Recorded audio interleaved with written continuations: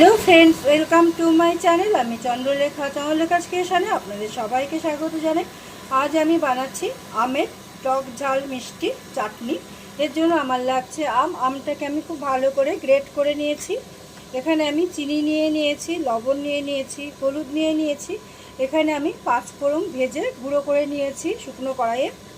এখানে আমি তেল নিয়ে নিয়েছি, চিলি ফ্লেক্স নিয়ে নিয়েছি, লেবুর রস নিয়ে নিয়েছি। আমি প্রথমেই যেটা করব, আমি গ্রেট করা আমটা নিয়ে নিলাম, এতে আমি চিনিটা দিয়ে দিচ্ছি। আপনারা আপনাদের স্বাদ অনুযায়ী নেবেন। সামান্য লবণ দিয়ে দিচ্ছি,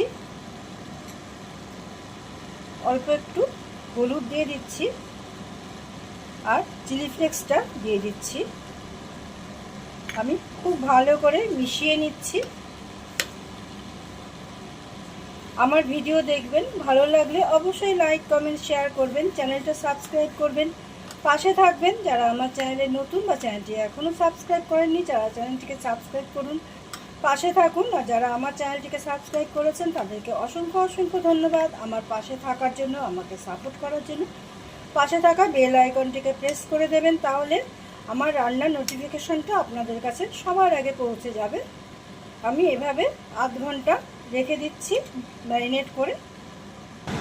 এই যে আধ ঘন্টা পরে কিন্তু চিনিটা পুরো গলে গেছে।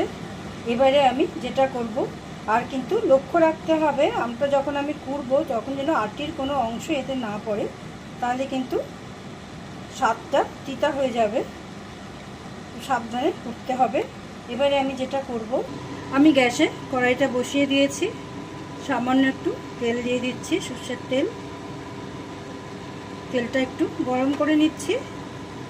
এই যে তেলটা কিন্তু গরম হয়ে গেল, এবারে আমি আমটা দিয়ে দিচ্ছি। আঁচটা একদম কমিয়ে দিচ্ছি।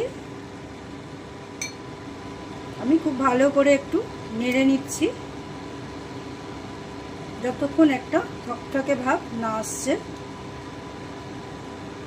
আমি কিন্তু এই চাটনিতে কোনো জলের ব্যবহার করব না।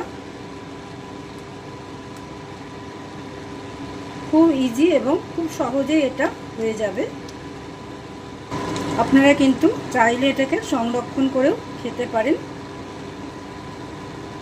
যেহেতু লেবুর রস দেব, তাই এটা নষ্ট হওয়ার কোনো ভয় নেই। ফ্রিজে রেখে বেশ 7-8 দিন খাওয়া যেতেই পারে। আমি কিন্তু আমটাকে এটার সাহায্যে গ্রেট করে নিয়েছি, যে দিকটা একটু মোটা সেই দিকটা দিয়ে। আমি প্রায় 10 মিনিট ফুটিয়ে নিলাম, অনেকটাই ঘন হয়ে এসছে। আমি আর একটু জেলি জেলি করব। আমি আরও 5 থেকে 10 মিনিট একটু নেড়ে নিচ্ছি। আঁচটা কিন্তু কমিয়ে দিয়েছি। এই যে আমার কিন্তু চাটনিটা তৈরি হয়ে গেছে। এবার আমি উপর থেকে ভেজে রাখা 5 ফোড়নের গুঁড়োটা দিয়ে দিচ্ছি। শুকনো কড়াইয়ে ভেজে নিয়েছিলাম 5 ফোড়নটা, তারপরে গুঁড়ো করে নিয়েছি। এতে একটা খুব সুন্দর গন্ধ আসবে, স্মেল আসবে। আমি গ্যাসটা অফ করে দিচ্ছি, একটু নেড়ে নিচ্ছি খুব ভালো করে। এই চাটনি কিন্তু শেষ পাতে জমে যাবে। এবারে আমি লেবুর রসটা দিয়ে দিচ্ছি।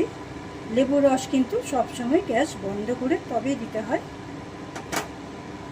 আমি নেড়ে নিচ্ছি। আমি 2 মিনিট এইভাবেই রেখে দিচ্ছি, তারপরে আমি শেষ পাতে পরিবেশন করব। আপনারা চাইলে সংরক্ষণ করেও খেতে পারেন। এই যে তৈরি আমার কাঁচা আমের টক ঝাল মিষ্টি চাটনি। অবশ্যই একবার এইভাবে ট্রাই করে দেখবেন, আশা রাখি ভালো লাগবে। Thank you for watching my video. সবাই খুব ভালো থাকবেন, সুস্থ থাকবেন, সাবধানে থাকবেন। আবার দেখা হচ্ছে পরের কোনো নতুন ভিডিও নিয়ে। ততক্ষণ সবাই খুব ভালো থাকবেন। টাটা।